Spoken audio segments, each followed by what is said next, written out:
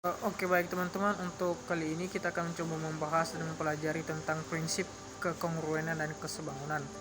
Nah, yang dimana bangun dikatakan kongruen apabila memiliki bentuk, memiliki ukuran yang sama dan memiliki volume yang sama. Nah, sedangkan kesebangunan artinya bangun tersebut memiliki bentuk yang sama, tetapi walaupun memiliki ukuran yang berbeda. Nah, yang dimana pada materi ini kita perlu melihat bahwa uh,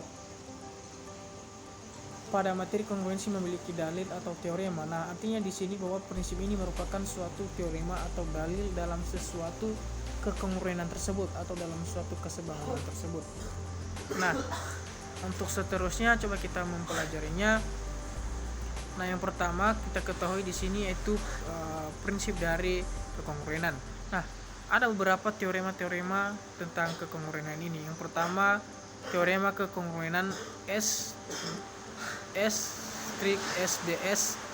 Nah, artinya sisi sudut sisi.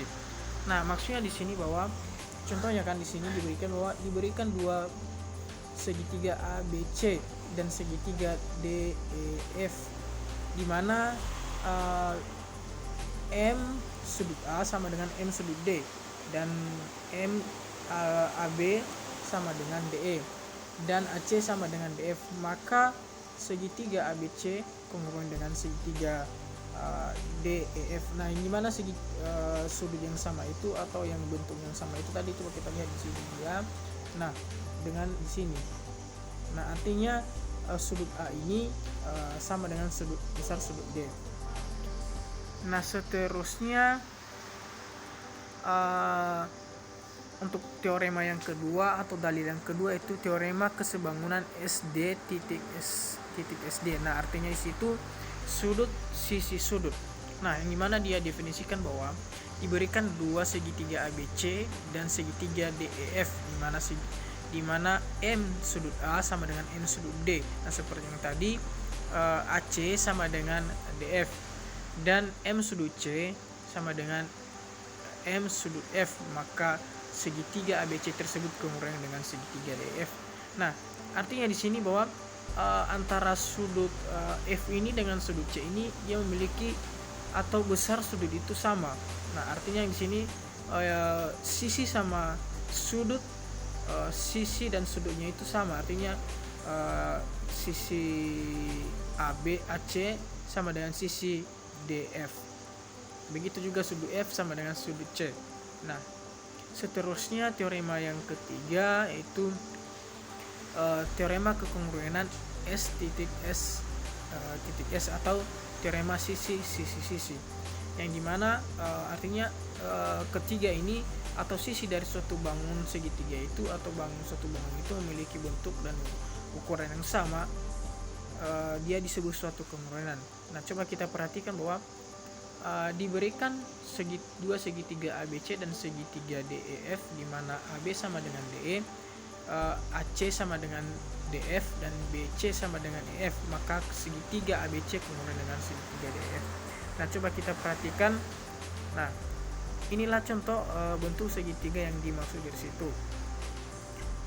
Artinya sudut AB itu atau AC itu, sisi AB itu sama dengan sisi DE. Nah, seterusnya untuk teorema yang keempat yaitu teorema kekongruenan sisi sudut sisi. Artinya sisi sama dengan sisi bangun B, sudut, dan begitu juga dengan sudutnya. Nah, yang dimana dia di sini menyatakan bahwa diberikan dua segitiga ABC dan segitiga DEF, ini di bawahnya segitiga itu di mana AB sama dengan DE. Ini AB sama dengan DE, coba kita perhatikan. Kemudian M sudut A sama dengan M sudut D dan M sudut C sama dengan M sudut F, maka segitiga ABC kongruen dengan segitiga DEF.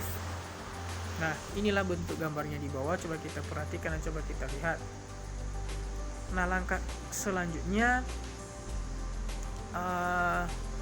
secara sederhana sesuai dengan pengertian dari kesebangunan atau di sini prinsip kesebangunan.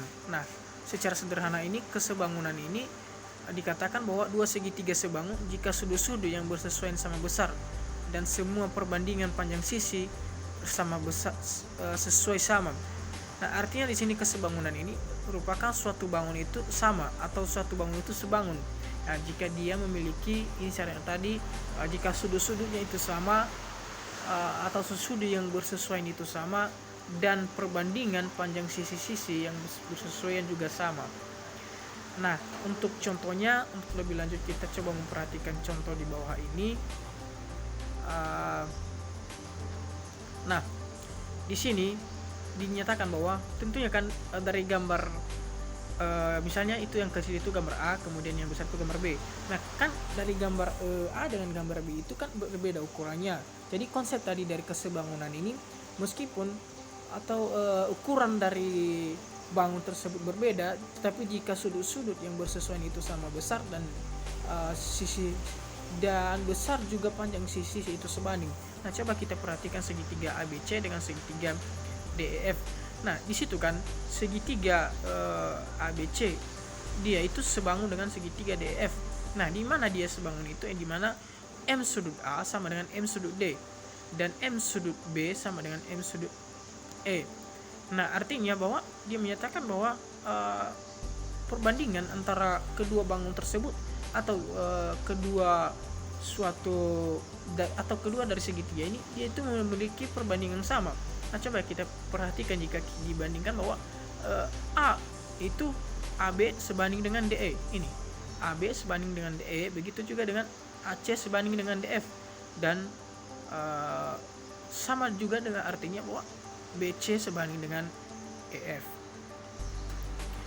Nah, untuk selanjutnya coba kita perhatikan untuk prinsip-prinsip kesebangunan ini. Yang pertama yang menjadi teorema dalam kesebangunan ini, yang pertama itu teorema dasar kesebangunan atau basis similarity A atau basis similarity term atau BST.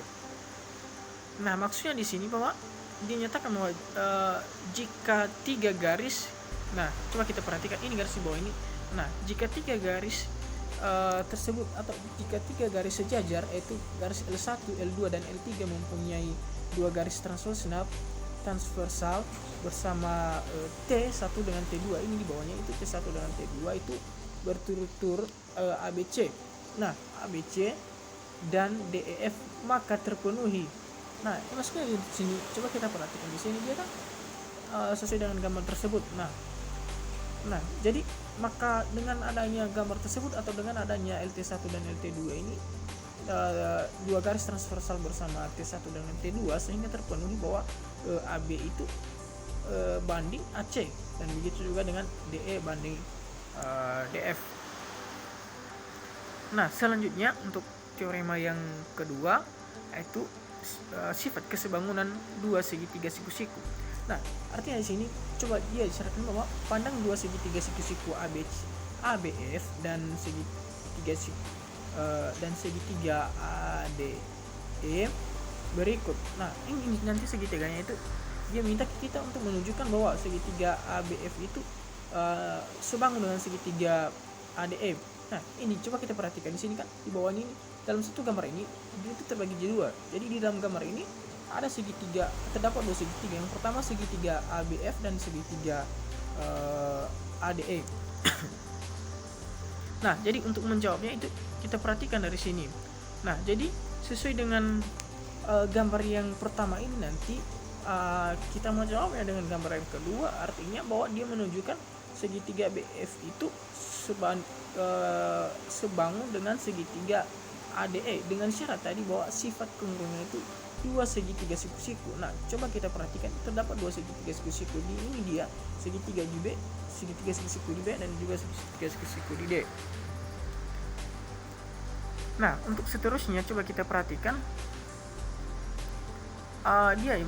perhatikan bahwa luas daerah yang pertama tadi kan daerah A1 tambah A2 tambah A3 sama dengan B1 tambah B2 tambah B3 itu karena A1 itu sama dengan B1 dan A3 sama dengan B2, begitu juga dengan A2 sama dengan B2. Nah, dari hasil tersebut kita memperoleh bahwa hasil dari penjumlahan dari A1 ditambah B1 ditambah B2, kemudian dengan A1 ditambah B1 ditambah A2, itu sehingga dia membentuk dengan sudut AB kali BT. Nah, sehingga AD kali DS. Nah, di mana bahwa AB kali DE itu sama dengan AD kali DF. Nah, coba kita perhatikan pada gambar di bawah ini, yang dimana kan ia menyatakan bahwa AB itu AB banding AD, kemudian EF banding DF. Nah, itu persamaan yang pertama. Persamaan yang keduanya AB banding BF dan AD banding DF. Nah, sehingga dari kedua tersebut atau BST tersebut, dari persamaan itu dapat didefinisikan bahwa kesebangunan atau didefinisikan suatu kesebangunan. Maka disimpulkan bahwa segitiga ABF itu sebangun dengan segitiga ADE. Nah, seterusnya akibat dari kedua atau hasil dari perbandingan tersebut atau hasil dari kesebangunan tersebut, sehingga dia disebut bahwa setiap garis yang memotong segitiga dan sejajar salah satu sisi maka akan menghasilkan dua segitiga sebangun. Nah, artinya jika suatu garis tersebut memotong segitiga itu dengan sejajar, maka dia membentuk suatu bangun tersebut. Nah, seperti pada gambar di bawah ini. Nah, selanjutnya untuk teorema yang ketiga itu teorema kesebangunan sudut, sudut dengan sudut dan sudut. Nah, artinya bahwa coba kita perhatikan, diberikan dua segitiga ABC dan segitiga DEF, yang dimana sudut A itu dan sama dengan sudut B, dan juga dengan sudut B itu sama dengan sudut E, dan sudut C sama dengan sudut F. Nah, maka segitiga ABC itu sama dengan kongruen dengan atau sebangun dengan segitiga DF. Nah, artinya walaupun ukurannya itu berbeda atau panjang dari garis tersebut berbeda, tentunya memiliki perbandingan yang sama, sehingga dia disebut suatu kesebangunan. Nah, yang seterusnya, nah di sini kan gambar ini kita dapat melihat bahwa kedua gambar ini berbeda ukuran, tetapi dia itu sebangun karena dia memiliki bentuk dan memiliki panjang sudut-sudut atau besar sudut-sudut yang saling bersesuaian, itu sebanding. Nah, dari situ kan kita dapat membuktikan bahwa berdasarkan gambar itu dengan teorema sisi sudut sisi itu, maka terdapat titik B aksen yang dimana dan C aksen, sehingga segitiga ABC dan segitiga kongruen dengan segitiga DEF. Nah, karena EF itu kan berbanding dengan B aksen dan C aksen, maka menurut akibat dari hal tersebut bahwa segitiga DEB itu DB aksen C itu kongruen dengan atau sebangun dengan segitiga DF. Nah, dari situ maka diperoleh bahwa segitiga ABC itu segitiga ABC itu sebangun dengan segitiga DF. Nah, ini di bawah, coba kita berdasarkan itu bisa kita lihat gambarnya. Nah, selanjutnya materi selanjutnya itu tentang bagian D-nya atau teorema seterusnya, teorema keempatnya itu teorema kesebangunan sudut dengan sudut. Nah, artinya diberikan bahwa artinya yang bangun di sini, yang sebangun di sini, jika kita perhatikan sudut-sudut itu sama.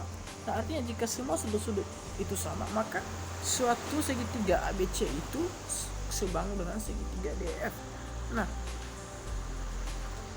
jadi dapat dibuktikan bahwa misalnya kan sudut C itu kan 180 derajat. Ini hanya misalnya sudut C itu 180 derajat. Nah, jadi maka dibuktikan bahwa sudut C itu dikurang dari atau besar dari semua sudut itu kan 180 derajat. Nah, jadi ini kan sudut A itu sama dengan atau ditambah sudut B. Nah, sehingga nanti hasilnya kan karena sudut A itu ditambah sama dengan sudut D itu, atau semua sudut-sudut itu sama, maka begitu juga dengan gambar yang kedua. Artinya memiliki juga bentuk yang sama atau memiliki juga ukuran sudut yang sama. Nah, sehingga sesuai dengan teorema kesebangunan tersebut atau kesebangunan teorema sudut dengan sudut itu, maka segitiga ABC itu sebangun dengan segitiga DEF. Nah, seterusnya teorema yang kelima itu teorema sisi atau ketiga sisinya itu sama. Nah, contoh ini kan diberartikan bahwa dua segitiga itu segitiga ABC dengan segitiga DF. di mana segitiga itu segitiga ABC itu kongruen atau sebangun dengan segitiga DEF. Nah, coba kita perhatikan bahwa artinya itu saling berbanding. Nah, AB atau sisi AB itu berbanding dengan DE. Begitu juga dengan BC sebanding dengan EF dan AC sebanding dengan DF. Nah, maka dari segitiga ABC itu sebangun dengan segitiga DF. Nah, ini dia berdasarkan gambarnya. Meskipun gambarnya itu berbeda, ukurannya itu berbeda, jadi jika kita perhatikan bahwa sudut-sudut dan sisi itu bersesuaian dan sebanding, itu maka disebut dengan kesebangunan. Nah, selanjutnya untuk teorema yang ke-6 yaitu teorema kesebangunan sisi sudut sisi. Artinya sisi sama dengan, misalnya sisi pada segitiga pertama sama dengan segitiga yang kedua, begitu juga dengan sudutnya, dan begitu juga dengan sisi yang keduanya. Nah, sebagai contohnya kan ini segitiga atau sudut atau sisi AB itu berbanding dengan sisi DE, sama dengan sisi AC berbanding dengan DF. Nah, artinya bahwa coba kita perhatikan, jika sudut A itu sama dengan sudut B, sudut D, maka segitiga ABC itu sebangun dengan segitiga DEF. Nah, selanjutnya untuk materi yang berikutnya, prosedur kekongruenan dan kesebangunan. Pertama, atau prosedur ini merupakan suatu langkah-langkah dalam menentukan kesebangunan dan kekongruenan. Yang pertama, menentukan panjang sisi dari suatu bangun datar yang sebangun. Nah, langkah-langkahnya itu yang pertama, tuliskan perbandingan sesuai dengan yang sesuai. Kemudian yang kedua, substitusikan nilai atau ukuran sesuai dengan bangun datar pada perbandingan yang diperoleh dari langkah pertama tadi. Kemudian pilih perbandingan yang digunakan untuk menentukan ukuran panjang sisi yang ditanyakan. Nah, seterusnya itu hitung panjang sisi menggunakan konsep menentukan nilai dari perbandingan senilai dan perbandingan yang dipilih pada langkah ketiga. Artinya kemarin kan kita sudah mempelajari tentang perbandingan senilai, jadi dia juga di sini berfungsi untuk menghitung bagaimana langkah-langkah untuk menentukan dalam kekongruenan dan kesebangunan suatu bangun tersebut. Nah, yang kedua, cara menentukan besar sudut dari suatu bangun datar yang sebangun. Nah, yang pertama langkahnya itu kita tuliskan dulu besar sudut yang diketahui. Kemudian langkah yang kedua, kita tentukan atau kita tuliskan besar sudut yang bersesuaian. Langkah yang ketiga, jika sudut yang dinyatakan diketahui nilainya, maka kita cari terlebih dahulu sudut tersebut. Nah, langkah selanjutnya itu kita tentukan besar sudut yang dinyatakan pada soal. Nah, seterusnya untuk bagian prosedur ini yaitu bagian C-nya, di mana menentukan panjang sisi dua bangun yang kongruen. Nah, langkah pertama itu kita perhatikan panjang sisi yang diketahui tersebut. Kemudian kita tuliskan panjang sisi yang bersesuaian. Seterusnya kita tentukan panjang sisi yang dinyatakan berdasarkan panjang sisi yang bersesuaian tersebut. Nah, yang seterusnya itu kita perhatikan bahwa menentukan besar sudut dua bangun yang kongruen ini. Nah, yang